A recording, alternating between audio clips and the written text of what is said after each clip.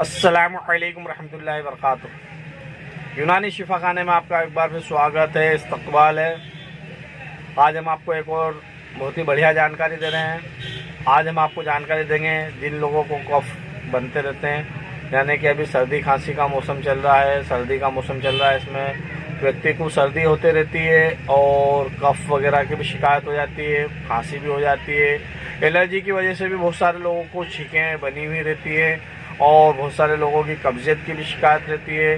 पेट बराबर साफ नहीं होता, खाने पीने में तो बढ़िया आता है, बाकी हजम नहीं कर पाते हैं। तो उन लोगों के लिए बहुत ही शानदार और बहुत ही बढ़िया एक छोटा सा नुस्खा दे रहे हैं, ताकि आप उसे अपने घर में भी इस्तेमाल कर सकते हैं, घर में ही बना सकते हैं और आपके रसोई में अधिकतर तो मौजूद ही रहता है। तो देखिए, वीडियो को ज़्यादा लंबी ना करते हुए आज हम आपको बहुत ही बढ़िया और बहुत ही शानदार एक चूर्ण बता रहे हैं, जो कि आपके काम में हमेशा आएगा। जो आपके पेट में अफरा रहता है, गैस बनती है, सीने में दर्द रहता है, या जलन होती है, या बवासीर की शिकायत है, या आपको सर्दी बनी हुई रहती है, इन सब पे काम करने वाला बहुत ही शानदार और बहुत ही बढ़िया छोटा सा नुस्खा है। आप चाहे तो इसे लिख लीजिए और आप इसे घर में चूर्ण बना के रख लीजिए।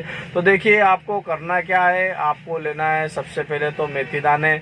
मेथी दाने हर कोई पहचानता है, तो मेथी दाने सबसे पहले आप लीजिए। मेथी दाने के बाद आप जीरा लीजिए और उसके बाद थोड़ी सी सौंफ लीजिए और थोड़ी सी अजवाइन लीजिए।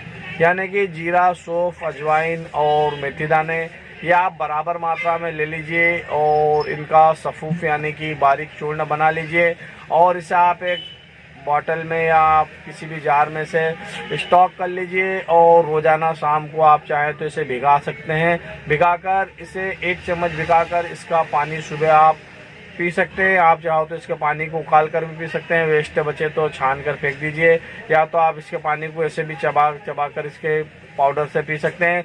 इसके अलावा भी आप चाहें तो इसका इस्तेमाल पाउडर फॉर्म में भी 1-1 चम्मच सुबह शाम हल्के गर्म पानी से इस्तेमाल कर सकते हैं। देखिए, आपको ठंड में एनर्जी मिलेगी और आपको ठंड का एहसास भी नहीं होगा। और अगर आपके पेट में कब्जियत रहती है, पेट साफ नहीं होता है, तो ये उसमें भी काम करेगा। अगर आपको इससे फ़ायदा हो जाता है तो दूसरों तक ज़रूर पहुंचाइए और दूसरों को भी बताइए, ताकि दूसरे लोग भी इसका फ़ायदा उठा सकें।